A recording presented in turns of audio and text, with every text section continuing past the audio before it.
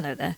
Just before the episode starts, I wanted to preemptively apologise for my audio in this episode.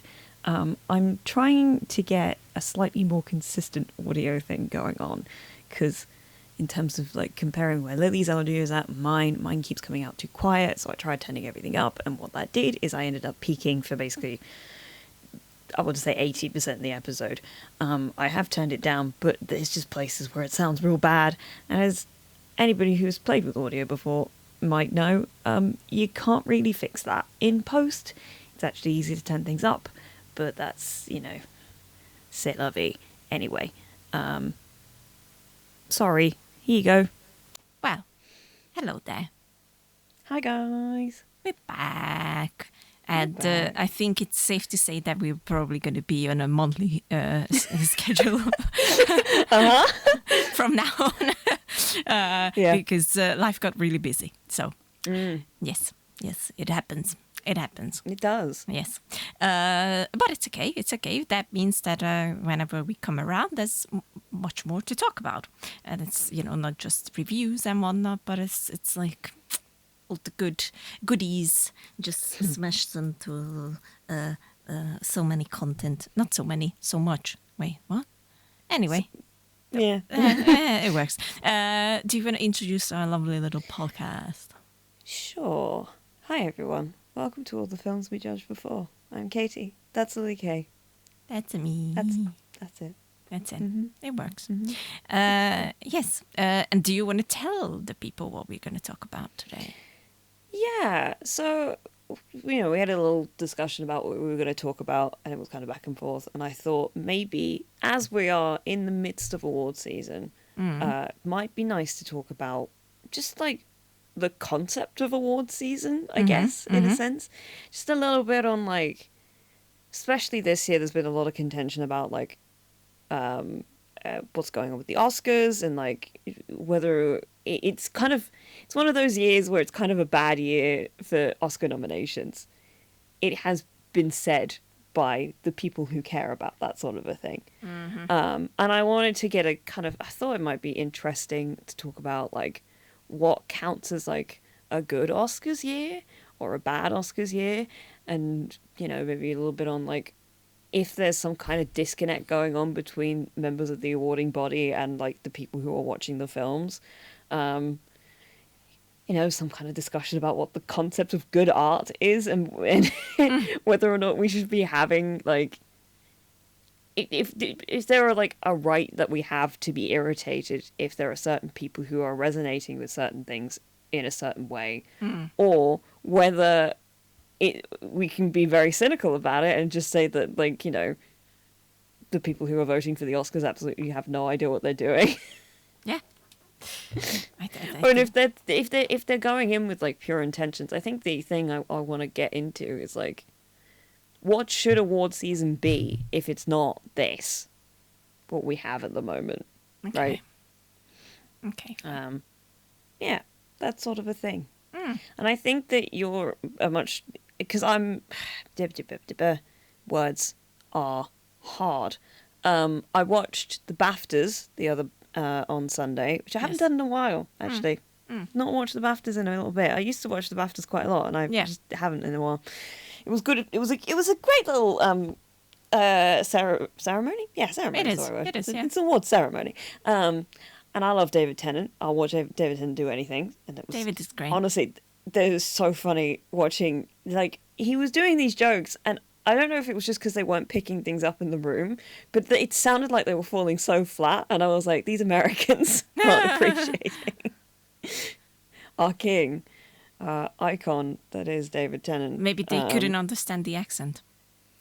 David's not even got that harsh is the wrong word, heavy of a Scottish accent. He's got like, it's not that bad.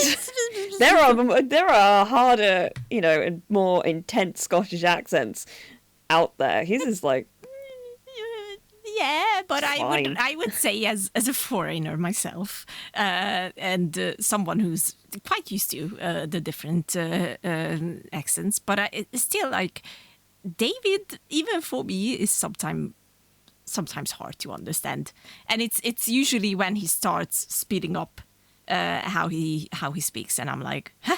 What? What's happening? That sounds like a skill issue to me. So, but anyway, the show was otherwise very fun, and there were some wins that I expected, and there were some wins that I was kind of like, oh, here we go. Yeah, I just it's and it try to form a sentence, one sentence at all, Katie. I'm trying to figure out if this year's sort of awards ceremony circuit, because there's a lot more of them that are like publicly done now than there were Yes. 10 years ago. I feel Yes. like I feel like the Critics' Choice Awards were ones that you'd hear about, but they weren't televised. That's true. And now they are. Yeah. And then I'm trying to think of what other ones that are out there. I mean, there's the Independent Film Awards. They have a specific name, and I can't remember what they're called now. Nope, that's gone. But I mean, just there's like so many of them, and it comes into question of like, have we diluted the concept of an award so much that they don't mean anything, or is there an ideal to giving out awards for art, culture, anything like that, that we should be trying to strive our way back to? I don't know. Do you have any thoughts? I'm gonna. I have many thoughts on this. Well, please give them to me. Yes. Well, first of all, should I rant first, or how should we proceed?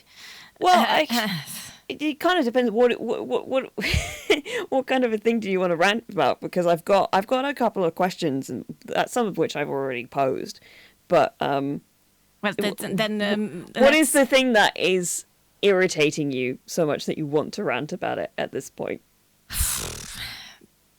Well, the biggest thing that is insane to me, this Oscars, especially because I'm an Oscars person. I always watch the Oscars. The only time I didn't watch the Oscars was because the internet was a bitch, and I couldn't watch it, and it was insanely infuriating to leave out something that you always watched and you were always there just because the internet provider was shit. Yeah, But- that's always a pain in the ass. But here's the thing. This year is the first year where I made the very conscious decision that I will not watch the Oscars. And it has two reasons. One is how fucking dare they leave out Angelina Jolie from the Best Actress nomination. I know how. I think everyone who has been following the news and witnessing how awards seasons usually go down and how a certain individual is always there while Angelina is never there, can put two and two together. It's been... I'm talking about Brad Pitt, obviously. The infamous accident on the plane, which a lot of people like to disregard because Brad Pitt wouldn't do that. Even his kids are saying that they don't want anything to do with that man. But sure, he wouldn't do that. I don't know why, but a lot of people like to villainize Angelina, which was always the weirdest fucking thing to me, when this woman literally does everything she can to help others. Like, that's her life goal, and it has been for a very long time, but sure, okay. It was always odd that whenever Brad Pitt was at any award season, even when he wasn't nominated for something, people made sure to give a shout out to him. It was always like one or two people, but it was always like some kind of nod towards Brad Pitt, either about his looks, either about his greatness and whatever. And how interesting that the now ex-wife is giving one of her greatest performances, and she's not even nominated for it at the biggest award that is out there. So no one will ever convince me that these things are not connected. We all know that everything is very much connected in Hollywood, unfortunately, and especially when one person is a bit higher on the ladder than the other. Then yeah, it came as no surprise, but also it came as a big fucking surprise because I thought that we are way past these things, but it looks like we aren't. Yeah, that's one. The other is, to no one's surprise, the insane amount of nominations that Emilia Perez received. It's just. I think that is the main contention for this year, because Yes. I've not sat down and watched it. At this point, with so many people telling me how bad it is, I almost don't want to give my time to it. Yeah, you're probably better off not watching it, to be fair. But then you've got the other side of it, which was, post nomination announcements, we find out that Carla is just a gigantic fucking bigot. Yes. And not in any way that was like hidden either. It was like recent tweets, only as far back as like 2020, where she's being just like truly the world's not even funny how much of a bigot she was being. I mean, it wouldn't be funny no matter what, being that kind of racist is there's no fucking excuse for it. But it's just like it baffles the mind how much like this apparently just got swept under the radar. But I also think it's very interesting how quickly people were happy to, shut her down, push her to the side, say that we don't want anything to do with her in this award season, compared to literally any of the men there are sexual predators who still have accreditations from the Academy, who people are just like, yeah, but he's a good filmmaker. And I'm not saying that we should be keeping Carla in the awards sort of discussion after these things, but like there is a double standard going on massively where people are like, well, we'll throw the trans woman under the bus really, really quickly after she shows her true colours, but like we'll let Roman Polanski keep his Oscar because he's really good at his job. Or Woody Allen, for Christ's fucking sake. It's like, it's just a very obvious double standard that exists throughout Hollywood in all of these sorts of things. But like, so I've watched it. Let me restructure my thoughts. I sat down the other day and I watched two films that were kind of both of which have been in discussion in the award season. One that has been nominated far more than the other.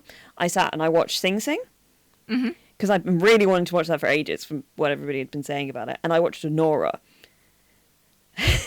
Sing Sing was as excellent as everybody said it was. Common Domingo should be sweeping every single fucking award. Yes. And Agreed. the fact that he isn't is insane. Same for Clarence McCaulin, I think his name is. I gotta look that up again. I looked at it the other day and I just Clarence Macklin. There we go. I knew it was something like that. Clarence Macklin. Both of whom were they were just astonishing, and that movie is so joyful, like really beautiful. A heartwarming, very human film that I feel like anybody with like a heart would be like, this film deserves its flowers. It's a small film. I do think A24 bungled the release of it though, because I couldn't find it anywhere to watch it in the cinema. They just didn't distribute it very well. I ended up watching it. I had to rent it on YouTube in order to see it. Which, by the way, if you are interested and you're in the UK, most places where you can rent the film, it's only $1.99 at the moment. So I would highly recommend it. Go for it. It's a really good movie. It's a really good film. But it's like the fact that this, which I feel like could be seen, and this comes into the conversation about like what is objective about art. Can you have an objective opinion about art? Because the idea is that it's meant to be about the person who kind of watches it, I guess, in a way. But I can't see how you can watch a film like that and not go, yeah, that should be getting more attention, and then watch what from what I've heard, and I think maybe it's a very again, one of the many things that's wrong with Hollywood is it's very white focused. Emilia Perez feels very much like liberal Hollywood going, well, this movie is about Mexican people and it's got a trans woman as one of the main characters, so we're going to give it all of the attention to make it seem like we're more progressive than we are. Especially in, post election from last year. They're just sort of like, well, this seems like the most progressive thing, so we'll kind of get, but like, you ask any trans person who's seen it or had any, it's been anywhere around it, or any Mexican people who have seen it or anything, right? Or any discussion around it, and they both fucking hate it. They both think it's awful. They really hate it. The number of Mexican people that I've seen online that are just like, this doesn't represent us. It's an absolutely shallow and horrible depiction of our country, and doesn't represent anything about our culture at all. And it like that sort of it's so shallow, and it feels to me like nobody's really engaging in the art that is being put out, and instead they're going for optics over anything else. The other thing that I watched Anora, and I can see that one's in a much more interesting space in my brain, because I didn't like it very much. Yeah, I couldn't finish it. I finished the whole thing. People keep talking about that second act turn, and I was expecting something more dramatic, because I was watching it like, this is taking exactly the course that I feel like this movie should be taking. And it also gets a little lost in where it's going and all this sort of stuff. The entire emotional heart of the movie takes place within the last 30 seconds of the film, and I don't think it's clear. Yeah. I love reading Letterboxd reviews after I finish films, because it gives me a sense of, like, if I've missed something about a movie and there's, like, something that other people have picked up that I haven't, and all this sort of stuff. But what I was seeing from the people who, like me, didn't like it very much were people who were just like, this movie is about a woman, and yet we have no idea what this woman wants. She's just like there, and we have a sense of internal motivation from basically every other character around her, but we have no idea what Honora wants or Annie wants at any given point in time. She just sort of turns up places, and it's like, I can see how you could make the argument about she's film in terms of storytelling wise, that was done intentionally because we're kept away from her in that way, where she's got her guard up to us the entire time as well. But I'm like, if you're telling this story about this woman, we should be allowed inside her internal world, even if nobody else is, because she should be our surrogate. So why are we being kept out of what she's actually thinking, rather just being sat there watching her be abused basically for the entire film, in a way that is done to make it seem comedic, which also bugged me in a lot of ways. I mean, Mikey Madison is fantastic. I think she gives a fucking powerhouse of a performance in the entire film. So her winning Best Actress at the BAFTAs this past Sunday was, I was subsequently, because I did watch it after the BAFTAs, I was like, yeah, no, I can absolutely see how that's, I can see how that's going to go. I could see why they would gravitate towards that. But I don't know, it's just I can't tell if this season looks bad because we've had I don't even think we have had less good movies out this year. I just feel like the ones that have gotten the attention haven't been nearly as interesting as the ones that haven't got as much attention. I don't know. That's the sort of the kind of idea around what I've been thinking about in this season. Let me have a look at what I'm looking at here. How much of the award season dissatisfaction do you think is a disconnect between what the audiences are enjoying versus what because the thing about the Oscars that's meant to set it apart from other things is that it's voted for by other members who are within the industry. So the idea is that it's colleagues awarding Yeah. colleagues for good work. But I think there was a Variety article like a little while back where they would like spoke to an anonymous Oscar voter, where they were basically like, yeah, everybody just votes for their friends. Like there's no actual effort to, and I think there's been a number of stories over the years where people have like admitted to just not watching anything, even though they have access Yeah. to everything. They get given all of the stuff that, and obviously you can't watch absolutely everything. There's an insane amount of stuff that gets ends up in that docket, but like you should be making an effort to see at least the films that are the most important to like your voting bracket, right? So like directors should be watching films that have been mentioned in the sort of discussion that are, you know, well directed and all that sort of stuff. So I was just like, where's our disconnect coming in?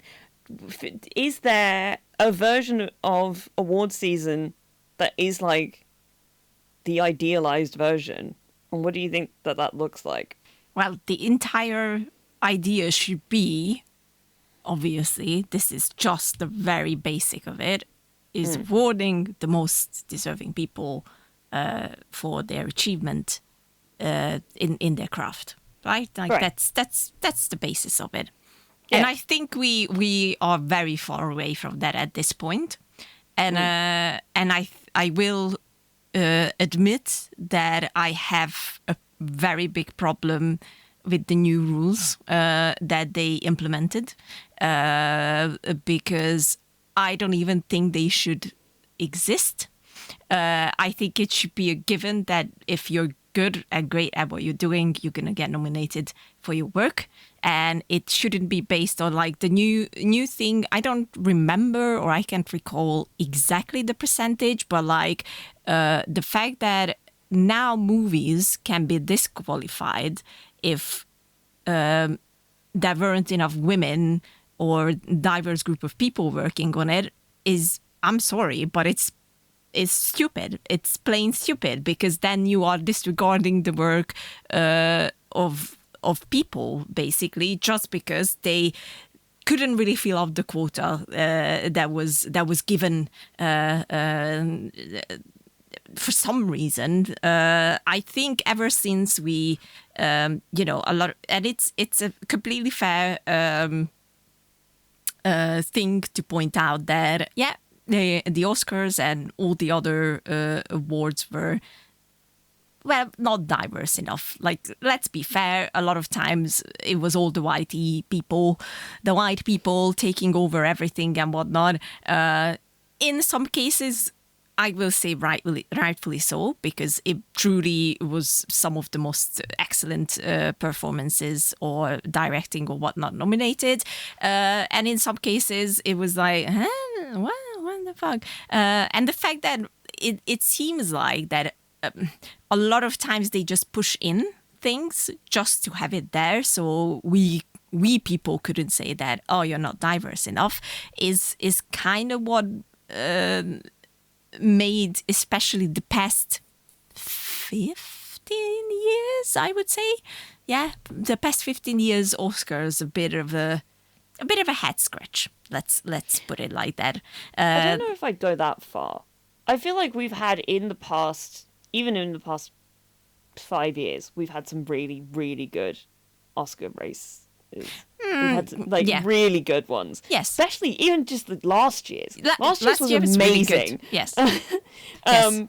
I'm not going to say that there are no exceptions. Like, I'm not saying that, because there are. What I'm trying to get at is that I think, and it's been a very popular meme as well going around on the internet, and I agree, and it's a very small thing in the whole of it, which points out that when Disney wasn't trying to be diverse, it was actually diverse, and it's pointing out like movies like Lilo and Stitch or Brother Bear or all the animated movies that was full of diversity and people from different backgrounds and whatnot. And now that they are very much focusing on, we have to do this in order to be successful, a lot of times the new movies are like, you can feel that a lot of things are forced.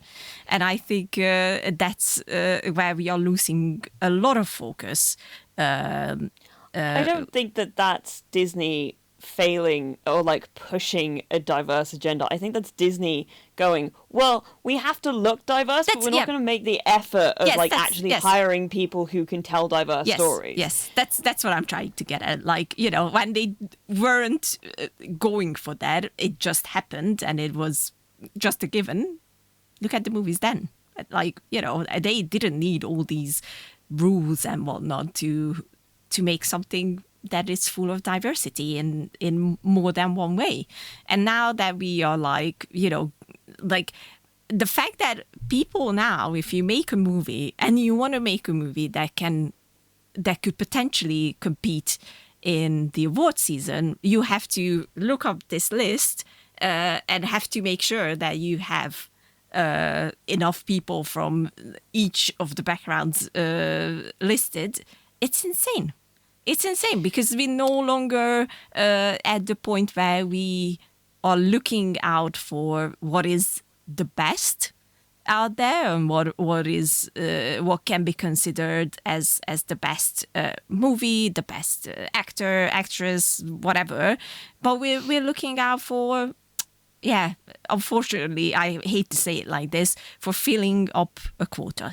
And I'm all for diversity, and I think it's very, very important to have all backgrounds represented in movies. But I also don't think that doing that is like doing it this way is the right way. I think it should come naturally. It should be, it should be original movies where they are planning out the characters in a way where it's a lot of diversity and it's a lot of diverse stories instead of which a lot of people have a problem with. And I think at this point I can say it's rightfully so that we are grabbing existing domains and changing characters just because we gotta change our characters. But I don't think that that's really important to like the Oscars discussion, because the Oscars discussion for me shouldn't be about franchise movies in the first place. It should be about original stories. Not to say that like a movie that is like a franchise property couldn't be good enough to be awarded for something like this, but like most 99% of the time they're not going to be, because they're made for mass consumption. And the idea of the Oscars is to award art. Yes. In a way. But that gets into an entire conversation about whether or not you can make art out of like IP in that sort of a sense. And that's not really what I'm interested in at the moment. My thought is that like I didn't know that they changed the rules that much. But I can see what they're going for because they have been criticized so much about their lack of inclusion within the Oscars. And like I think that what that lack of inclusion comes down to is the fact that everybody who is voting in these things votes for their friends, and the most popular people within Hollywood still are overwhelmingly white. So all of these white people are voting for all their white friends, and then we get an completely imbalanced view of what the industry looks like. I can see why there would be a push to be like, you need to, even if it's just like a sense of like, especially if you're working on a film with a big enough budget, you have no excuse to just be hiring white people. You just don't. You have no excuse to just be hiring men. And I'm specifically talking about in heads of department roles. The roles that will be getting nominated for things. Because there are plenty of brilliant women. There are plenty of brilliant people of color who are doing brilliant work in all of these things. And why you shouldn't be going out of your way to find new talent, I think, is the big thing. That it would be coming in with a rule like that is the idea that we should be pushing outside of our boxes in order to get better talent. But what happens is people with money look for people who are connected to other people, because it's still a very nepotistic industry. So they're going for people who know people, because it's that thing of like, unless you know people and are very well connected, trying to get like a career for yourself becomes extremely difficult. And the likelihood of people getting like up to stations because of their good work is far less likely if you are a woman or I mean, God forbid if you were trans, or if you were black, Mexican, you know, anything like that. The idea should be to try and push for more, try and push for people to, like, go outside of their boxes and, like, find new people and new talent and award that, right? But it doesn't happen that way because, like, I think at a fundamental level, you can't change the sort of landscape of the industry from an awards body. It's not. It's got a pretty decent, like, sway, I guess, in a sense. It has notoriety. It has like it has respect from people. But it's not the thing. The Oscars aren't hiring people, you know. And there are people who have won Oscars who are still living, like, paycheck to paycheck. The number of stories that came out during the writer's strike of, like, writers who've won Emmys who were like, I don't have any money. Yeah. Like, it's not like a success, like, card. And I feel like at one point it was like, if you got an Oscar, it was like, congratulations, you will get all of the things now. But, you know, it kind of hasn't been that way. I feel like it's kind of telling that Brendan Fraser's disappeared off the map again. Yeah. Despite the fact that there was that huge push, so it was like, oh, we shouldn't be, you know, not looking at him anymore. And I'm like, well, where is he? I feel like he should be in so many more things now, and he's still not. Yeah. I love Viola Davis talking about how she's got, like, a career as incredible as Meryl Streep, but nobody thinks of her in the same bracket as her. Yeah. I do, because fuck me, she is amazing in that sense. But, like, she should have Meryl's career in a sense. Not, like, specifically, because I think she should have her very specific career, but she should be getting the opportunities that Meryl gets and has been getting for many, many years, because she is absolutely on that level. I don't know. It's like, I do think you have a point in that there has been a depletion in, like, I don't know what the word is. There's, like, the Oscars feel less shiny than they did. It's not nearly, it's like, the idea of the Oscars was that it was meant to be this pinnacle, and yet now it feels like, I don't know if it's just because it has issues that come from the issues of the industry overall. And we're becoming more aware of the fact that this industry has so many fucking issues. Yeah. But it's like, I don't know, it's just like, it feels like, maybe there's, like, the hopeful part of me. It feels like there should be it has the potential to still be that thing that gets everybody really excited. Because, like, the years where movies that are, like, so deserving actually get the awards that they are deserving of are electric. They're so, like, oh, now we've all remembered why we do this thing. We love to celebrate when people do good work. Yeah. The kind of huge ones obviously being, like, when Parasite won, you know, everything. Yes. But that was a great year. It was such a good year, and it was so deserving. When Everything Everywhere All at Once getting its flowers was absolutely deserved, especially of how small and, like, sort of cult like that the come up on that film was. Then you get, I mean, years like last year were just, like, all around. You had, like, there were so many incredible films in that entire category, where it was kind of like, honestly, 90% of these, if it won, I would have been happy. Yeah. Just because the caliber. Yeah. Because it's like, I think we've gotten to a point where the idea is, like, people say, oh, even to be nominated is a great honor. That should be true. That's, like, it should be the idea that, like, even when you look at a category, you should be like, well, this is an incredible category and all of these people are extremely deserving. It shouldn't be like, well, why the fuck is that person? Exactly. And I think that's unfortunately becoming, like I told you this before, and I think I said it on the podcast as well, that it's even as just an audience member, let's put it like that, it's becoming harder and harder to even root for things at this point, because there are so many problematic people who are getting the spotlight, and so many problematic stories as well that get into the spotlight, and you're just standing there like, the fuck am I supposed to do? It's such a thing, because it's like you can't make morally perfect art. It's kind of completely the opposite of what art should be. It should be something that is strange, and like, obviously we don't want anything that's I don't think we should be celebrating racism or like anything that's actively bigoted art, anything like that. But like, you can't make morally perfect art, because I think that isn't art at that point. I think at that point you're making toys. Yes. You know, you're making plastic. And I think the best art comes from a place of like flawed in nature.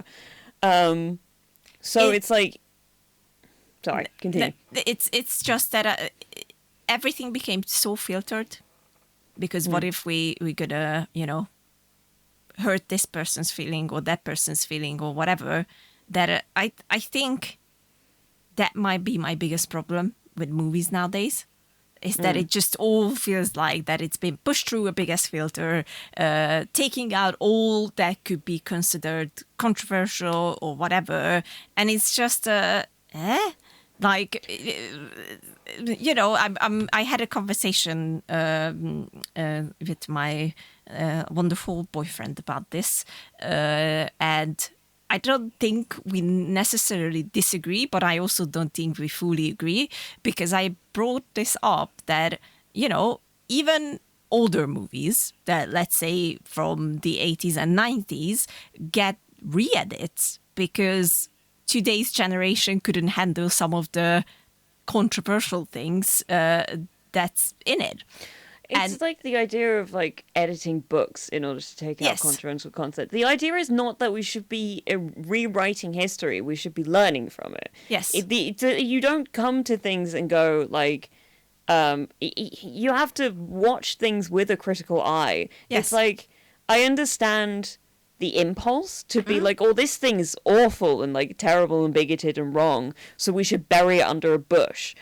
And it's kind of like, well, no, because at a certain point, it's like a lot of these things did resonate with people in a certain way.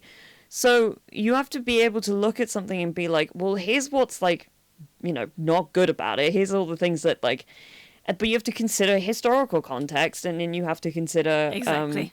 Yeah. And I'm not saying this is not to ever excuse any kind of use of it, but like it is to learn from it and to look at it as like a piece of history, and like look at it in full, because the moment you start coloring things in a certain way, you actually lose a lot of the context of how these things come about, and then we can't move forward from that point at all. 100%. And then that's just like, well, there's no point to it otherwise. No. It colors it speaks more to this idea of like, we should just erase mistakes as opposed to really like it's like a lack of responsibility thing, where people are like, as opposed to like sitting in the things that they've done wrong or like represented wrong, or perpetuated wrong, because like some of the things that like people hold up as like at certain points of art, you're like, but why are you still acting as if this is like flawless and all this sort of stuff? Can we not have an actual discussion about like how this harms people? Because like some stuff does harm. And I'm not saying that it's the things that harm need to be like really commercially like accessible in the same way, but it should be like, if you're interested in the medium, you should be allowed to watch them in their original form, to consider them properly. Yeah. which is like, I think it's that I think it very much marks to me is like a sort of thing of like, we've been caught in the act, so I'm gonna like I'm gonna put this behind my back and then bury it in the garden, and then we'll just act like you didn't see anything. And I'm like, well, we did see things. We need to be able to look at it properly. It's why I really heavily think that media studies and film studies should actually be a topic that is taught to more people in schools, especially nowadays, because you can't get away from media messaging. And we should be taught we should be teaching the current generation specifically how to look at it critically and understand it, and understand that what we see is never reality. It is always a subjective take on reality. Yes. Because otherwise, people do that thing where they watch movies and they go, well, I thought that was real because it was told to me in a film.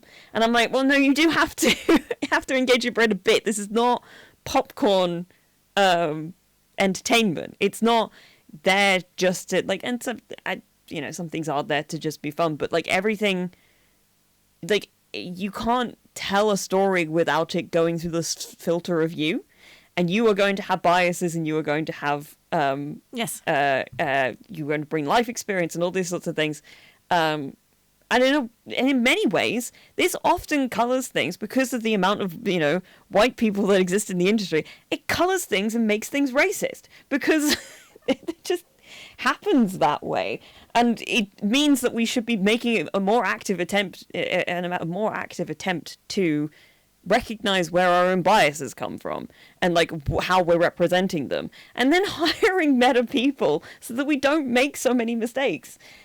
But people just don't want to be able to look at their own mistakes because a lot of people don't give them the ability to have that space to be wrong, and like I think it's like that too. That's a two-sided coin in many ways, where people don't want to be wrong and people don't want to be told that they're wrong. Yeah. So the moment people tell them that they're wrong, they're like, oh, no, just like that. Yeah, and I think looking at the filter that movies go through nowadays is very much related to the filter that award season go through, and it's. I think it really is just it is a good idea initially to make things more diverse, and it should be, because our world is very diverse and there are a lot of different people, and we should give space to everyone, and it should 100% exist, and we should see different stories and we should see different people on our screens, and it is very important. I think the big mistake here, whether it's the filter of movies or it's the filter of the awards, is that these people are so focused of just filling up a quota that they are not really, a lot of times telling a good story or writing a good character, or in a lot of cases, whenever these more diverse roles are filled in, they are very cliche. They are very, a stereotypical way that they look at things. And you can only really find truly diverse stories that are meant to be diverse stories in the independent film, in movies that are fully independent. And now the fantastic, I really like that studio. A24 is obviously one of the big ones that is fully standing behind this and lets original stories and characters breathe. They are not being recognized enough, I think, for what they are doing. And I think a lot of studios actually, and especially people who decide on nominations and whatnot, should look in their way and should look at the way they do things, because it shouldn't be I have to have 5 black people and we should have at least 10 women work in the background and blah blah blah blah. It really should be more of a natural flow of there is the thing of like, we have to push for that kind of diversity in order to get that kind of, because people don't want to get outside their boxes. That's the sad thing about it, that it Yeah, needs well, to be pushed. but this is this is the inherent trouble, is that like there's the idealized version of like, well, we should just be hiring the best people for the job, and Yes. the best people for the job are not getting in the rooms where they can be hired to be the best people for the job. That's the problem. Yes, that's the big problem, and it really is sad that these rules are now implemented when it comes to nominations and whatnot, because it should happen naturally. It should be a thing where when I look at the movies that came out this year and I see a great fucking performance, whether it's from someone people of color, whether it's from someone who's trans, whether it's from someone who's white, whatever, it should be okay, these people are fucking great, and we should be dominating them. And it kind of does feel like let's be honest here, I really, really, really, really, really enjoyed Wicked a lot more than I thought I would. But all the nominations it's getting, it's because they know how popular it is. And that's why they didn't or weren't really able to, cash in those awards. Although I will say... it's the same thing that happened to Barbie last year. It is. Because it was like, Barbie was an achievement in many ways. I don't know if it deserved some of the the lauding that it got. Yes. I mean, we've had many discussions about our issues with Barbie overall, but that one really got into that conversation simply because of how much a commercial success it was. We all have to remember it was still a toy commercial. It was still a 2-hour toy commercial, which was kind of playing at the idea of being feminist, but not really engaging with the material that much. Exactly. It's like, I don't know, it's like the ideal very much it should be that everybody engages in the award season in exactly that way that you're saying, where we look at all of the stuff that's there and go, what is objectively the best thing that came out of this year? But the other trouble is that these campaigns have to be funded. People are funding the campaigns for these movies to get made or nominated and all these sorts of things. So when they don't have the backing or just even the word of mouth in order to get in the conversation, we end up not hearing about some of the best created stuff. I've kind of enjoyed looking at what the Critics' Choice Awards have said every year, because I feel like that is a much more a little bit more representative of at this point, what is actually being enjoyed. And I'm not saying that critics get it right every time, but I tend to side more with critics than I do with general public opinion, or even just other people in the industry, as it turns out. There was a quote. Variety's done a couple of posts recently where they've been post Oscars nomination closing. They talked to 5 anonymous Oscars voters and got a sense of who they voted for.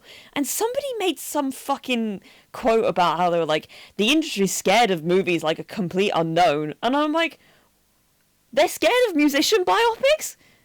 How? They've made 15 of them in the past 5 years. Yeah. How are they scared of movies like this? It's the same movie that we've been seeing so many times. Yeah. There's just a complete lack of understanding of there's a total disconnect of what are you paying attention to, and what are the rest of us actually paying attention to? I don't know.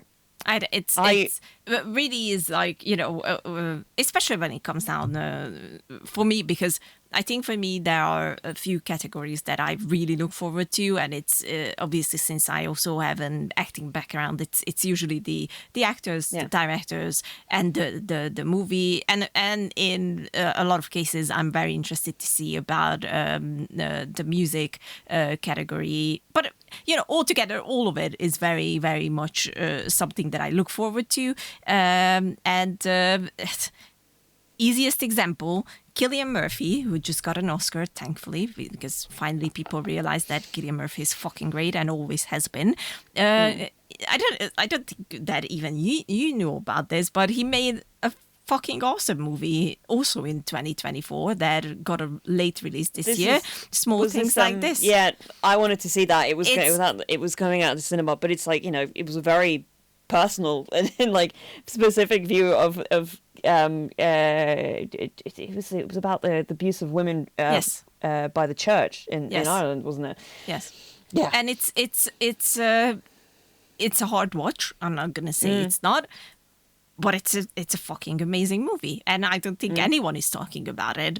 I found it by accident. I knew about it in passing. I think it opened a lot wider here than it has most other places because it was showing at my local cinema, but I just did not get the chance to see it. Yeah. Um, Well, it but yeah, didn't even have a chance to come in here to Hungary. So, yo, the pirate's life for me. And I watched it, and it's great. And it doesn't get recognized anywhere at this point, nowhere. And it stars a recent Oscar winner. And people are just like, meh, okay, sure. It's the question of like, I don't know. The question after all of that becomes: does a movie need to be awarded to be recognized as like No. culturally important? Because obviously the answer really is no. Otherwise, challenges would have been nominated more. But like, it is baffling to me that in a year that challenges like Luca Guadagnino came up with 2 films last year, and neither of them have been recognized by any awards body, and they could not be more different. Yeah. It's, and I think they're both brilliant. I personally liked Challenges a lot more than Queer, but Queer is also a very difficult film to sort of, I don't know, not enjoy, but like wrap your brain around, generally speaking, because it's an incredibly surrealist piece. Very weird. Not really a traditional narrative in any way. It's kind of sort of floats along in a lot of ways, but it is incredible to look at, and the score is incredible, and Drew Starkey and Daniel Craig in it are fantastic. Yeah. But like, that's not getting in any. But not that I was entirely expecting it to be, because it's not a traditional film. But it's just like, I think the impulse is that like when you connect to something as much as one can do, I think the impulse is that we want it to like the sort of the outside world to kind of validate our enjoyment of the thing. Yeah. And when it doesn't, it's kind of like, well, the fuck are we doing here then? What's the point of it all? Why are we doing all this? I just wish that like the awards bodies would engage in the art form more. Yeah. Because it kind of feels like they aren't. And I'm like, it's like, it should be a very like introspective decision. Like, if in the like most ideal, it should be like, well, what was the thing that like spoke to me the most? What was the thing that I thought was the most, did the best at what it was trying to do, you know? But it just doesn't see that way. Because like, yeah, if that was the case, I do think the Sing Sing would be sweeping. Yes. Yeah. Yeah. Because I think it is one of the most touching It's really things. good. It's really good. It's on, and you know, I think it's. I always think back. It's a, you know, no one would think that I like this movie, but I actually really love this movie. It's The Holiday, and it has the late. Yeah, I know. I know The Holiday. Yeah, I love The Holiday. And it has the late and great Eli Wallace in it. And his character says in the movie, and I think it points out what's the problem in general, that back in his day, it was not about box office success and no one was looking at the numbers. They made movies because they enjoyed making movies. It wasn't about the money. It wasn't about anything else other than they wanted to tell a good story. And it was usually just one movie a week and not a plethora of new things coming out. I think that also speaks to like there's like a massive, I mean, Hungary's probably doing okay because they're moving a lot of production to places like Hungary nowadays. Yes, yeah. But there's a massive commissioning freeze. Nobody wants to make anything because everybody's afraid of spending money. Yes. So nothing's really getting made in the way that we kind of hope for, which is why there should be more support for independent cinema. More now more than ever. But it's really hard to get funding for stuff. Yeah. Especially, and then from that point, trying to get it to a place where, like, you can get it to distributors and get them to believe in the idea that people might go and see this film.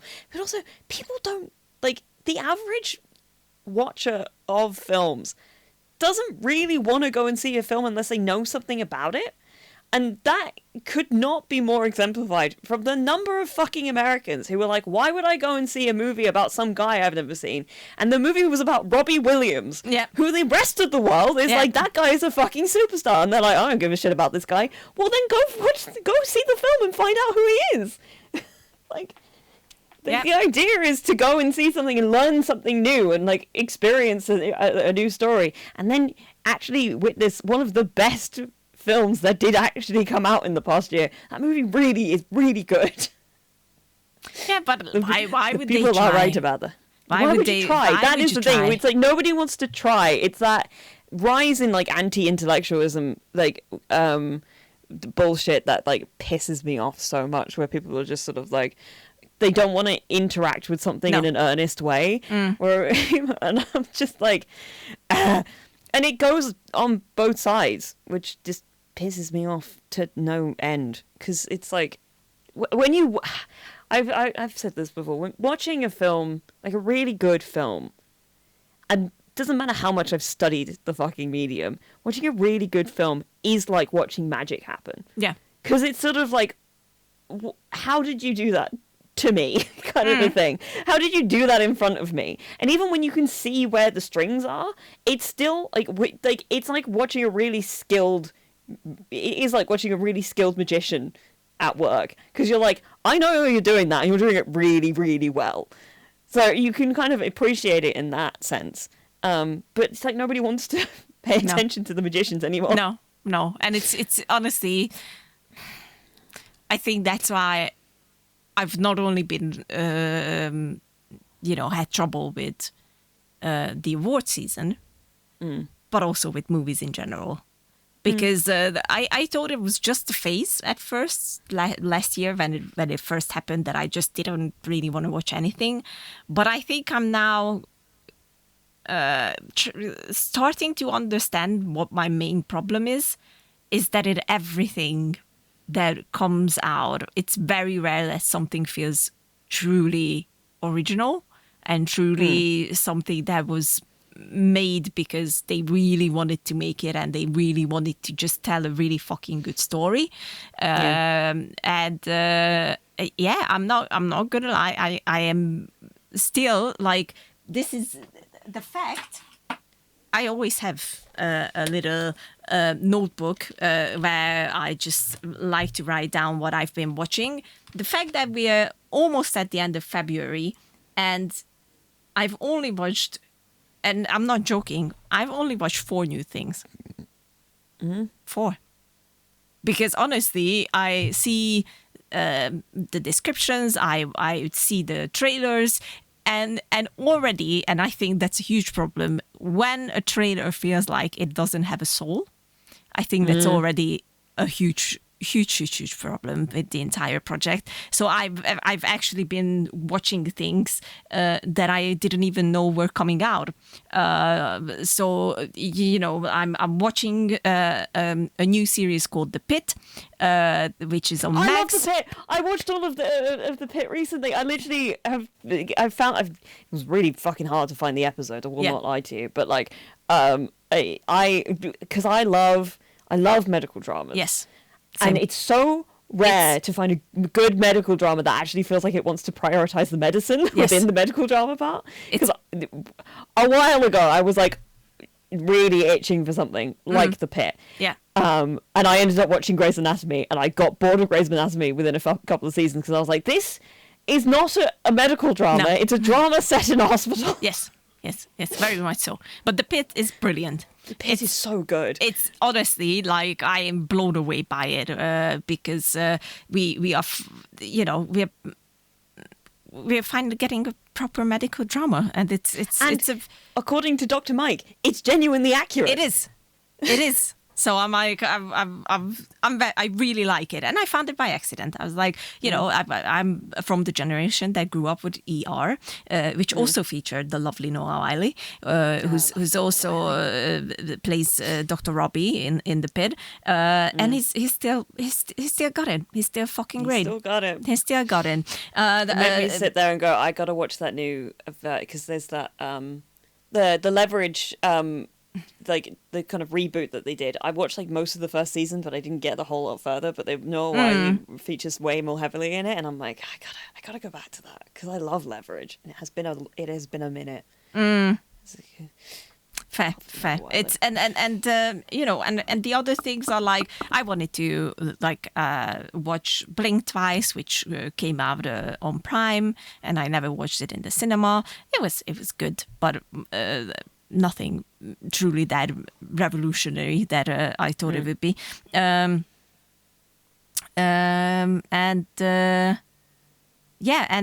watched The Gorge, which was as much as it started off great, it was, I'm not going to lie, it was a disappointment.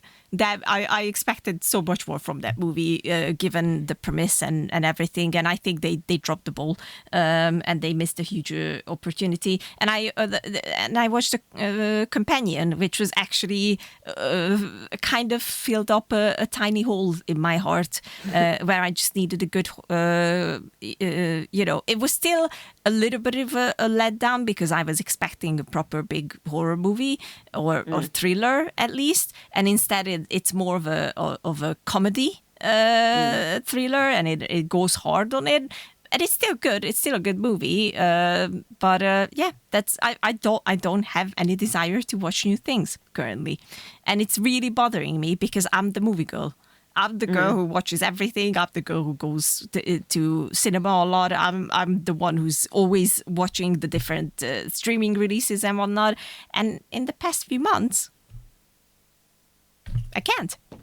I can't, and it's really bothering me. And I think this, especially this award season, just points at a really, really big problem of how people making movies now, especially.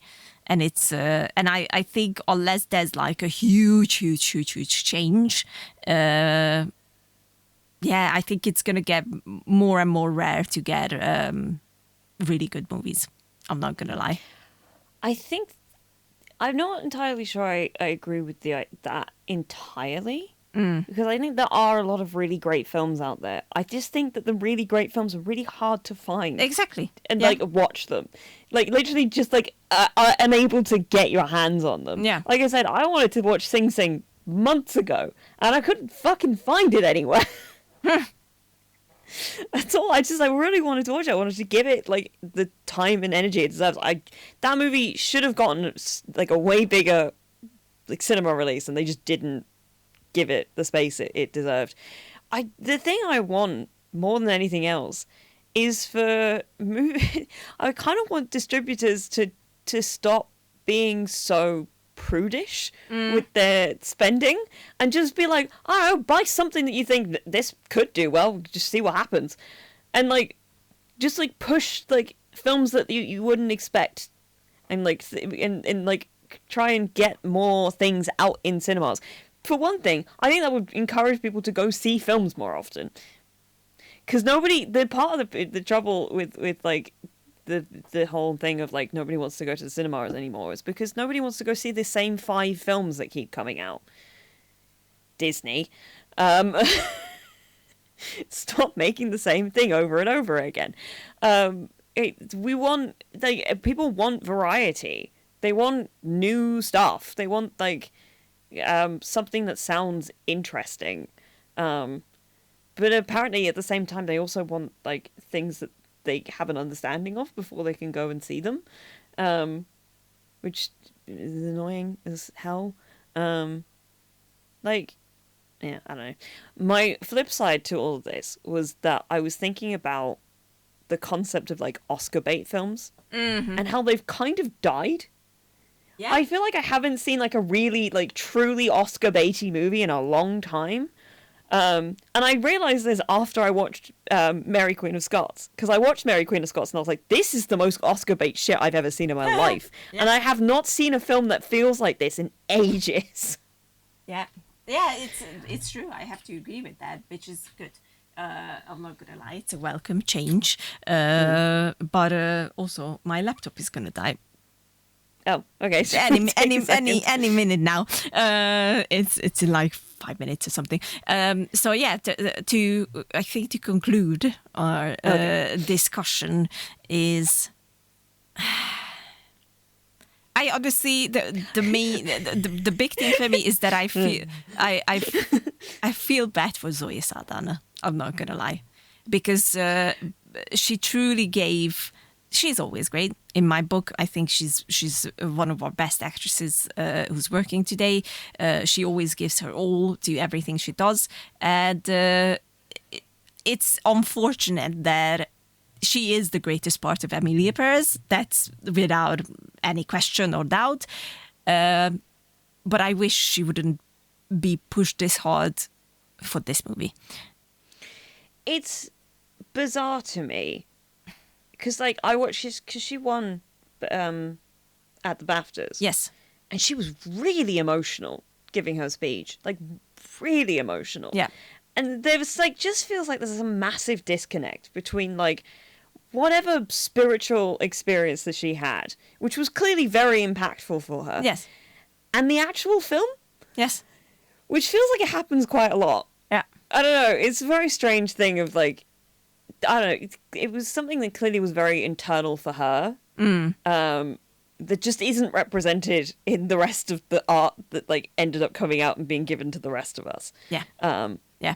I don't know. It's very bizarre. Unfortunate. It's very It's a shame that your laptop was going to die. I was going to do like a quick like ask of like what you think some of the best Oscar wins and what you think some of the worst Oscar wins were. But like if it's gonna fall apart, we may have to. Okay, we should be fine for a few more minutes then. I think some of the best and some of the worst. Again, the worst for me was another fantastic Angelina performance in Changeling, and it was. The movie itself was really, really good as well, but Angelina was just a fucking powerhouse in that role. But everyone was pushing for Kate Winslet for The Reader, where she... What year was this? 2008, I think. But where she played a teacher who has sex with her student. Oh. Yes. Sure. Great. I was fuming, and I love Kate Winslet, but I was fuming because she got all the awards, and Angelina was in the background with Changeling, which is still a fantastic movie. Just that was the fact that some of my favorite films that are now legendary don't have any awards is still just insane to me. The fact that Andrew Garfield didn't get an Oscar for Hawk's will never. Andrew Garfield should have got a fucking Oscar for Tick Tick Boom. Yeah. Frankly, yes, that's true as well. But Hawk's is just.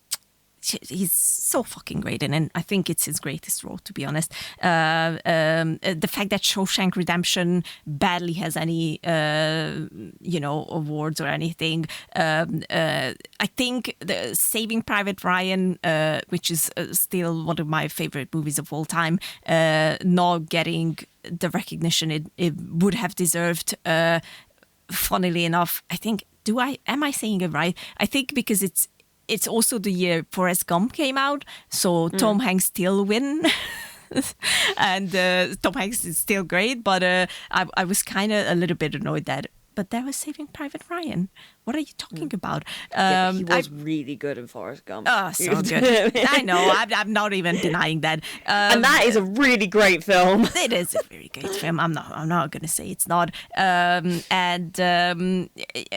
Those. I think those are most of my disappointments when it comes to awards. But some of the biggest wins is obviously Angelina Jolie is still an Oscar winner, and I'm very grateful for that because she was brilliant in Girl Interrupted, and she got that award rightfully so. And then, movies like Parasite was a big one that made me insanely happy. Yeah. Everything Everywhere All at Once, and the big wins that it got was definitely a huge moment. I was really happy that despite Barbie being more popular, Oppenheimer won more awards. Yes.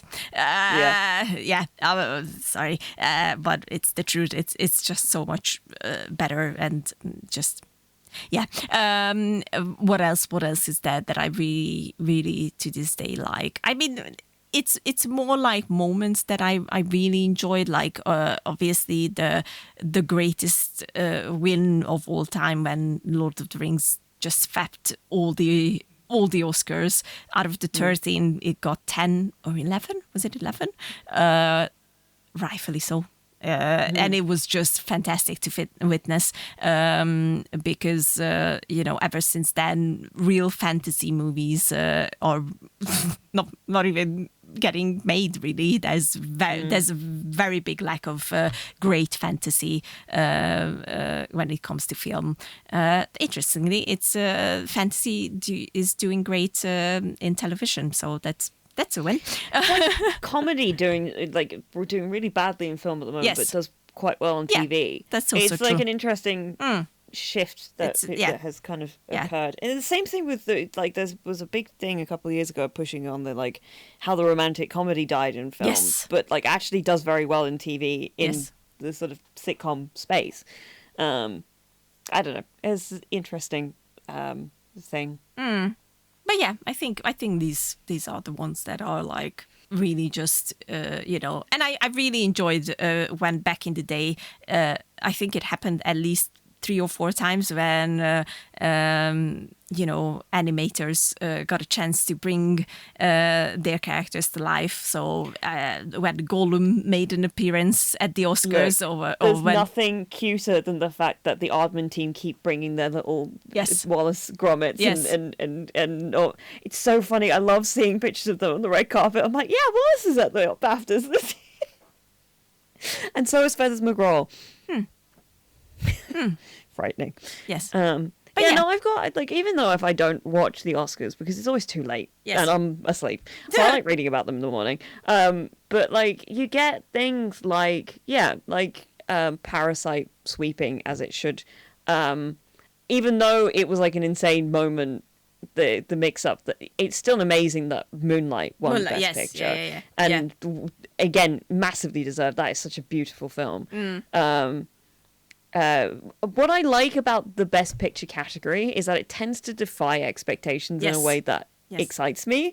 Sometimes in a bad way, such as the most famous Crash winning over Brokeback Mountain the year that it came out, and it's like, come on, guys. Or fucking Green Book winning that year. I can't even remember what else was nominated, but I just remember everybody being like, what the fuck? Why? What? Why? We've already we've already given an award to what was basically this film in Driving Miss Daisy several years ago, which also probably shouldn't have won at the time. But at the same time, you get things like I remember Spotlight the year that won, thinking that was a really interesting choice because I think Spotlight's a brilliant film. It is. And it's why I might be. What's the word I'm looking for? Completely out of my mind. Or just sort of clutching at straws. This is really the phrase I was looking for. I genuinely think Conclave has a really good chance of winning Best Picture this year.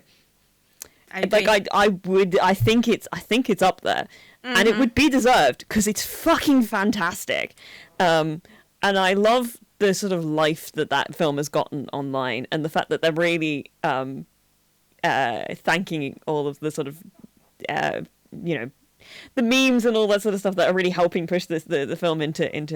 It also helps that it's a fucking fantastic film. It is. That genuinely speaks on the concept of like, did you get a chance to watch it? Yes. Oh, yes. We haven't talked about that. Your laptop's going to die in a minute, so I'm just going to poke you about it later. But like, oh god, it's so good. It was really funny because as we were watching it at the BAFTAs, my mum turned to me because I think Edward Berger said something about like championing a film that's about like celebrating the differences in each other, and she goes, "A movie about the Catholic Church is about celebrating differences," and I'm like, "It absolutely is. I'm not telling you why though." Because I want you to watch it because it's really good. Yes, 100%. It is good. Yeah, it's like there are. I always am fascinated by the movie that gets picked for Best Picture because I do think it tends to be an interesting choice. Interesting sometimes in a bad way, and interesting in a lot of times in a good way. Whereas a lot of the other Oscars can be kind of like you can kind of guess at them. I tend to think Best Picture acts as a bit of a wild card, which is why I enjoy finding out what's happened to it every year. Yeah. But I think the only thing that is very certain to me is that Kieran Culkin will be walking away with the Best Supporting Actor award this year. Yeah. I think it's my big one for this year that, and I think I will be right. I would be surprised if I wasn't, is that I think they're going to give it to Cynthia Erivo, finally. I think that would be interesting because she's not really been awarded with anything else during... I know, but that's why, because it happened before that someone who only got the Oscar and nothing else beforehand, any of the awards, it happened. So it does, yeah. And especially with the Emilia Paris thing going on. Yeah. I don't think it's going to win nearly as big as it might have done. No. A couple of weeks ago. No. But I do think it's still going to take some stuff. It will. And I think everybody's going to sigh heavily when it happens. Yep. I will be very happy for Zoe. That's all I'm going to say. I think she's going to take it home, but so she's in the supporting actress category, isn't she? Yeah. Oh, do you know what? As much as I feel like it's going to go to Kieran Culkin, I would be happy if Guy Pearce won for supporting role. One, because I hear he's brilliant in The Brutalist, and also B, Kevin Spacey can go fuck himself into a hole and die there, frankly. It's like after Guy Pearce came out and was very vulnerable about all of this stuff, and then Kevin Spacey went fucking Machiavellian style, went online and was like, "You're not a victim." I'm like, "Yeah, you fucking piece of shit. You are an abusive asshole, and I can't believe we keep giving this guy airtime." And yet here we are. No, I'm just looking at it. Why are you giving? I wanted actress. Not actor. Actor. Actress. Yeah, I think there is a possibility Isabella Rossellini might take it over Zoe Saldana.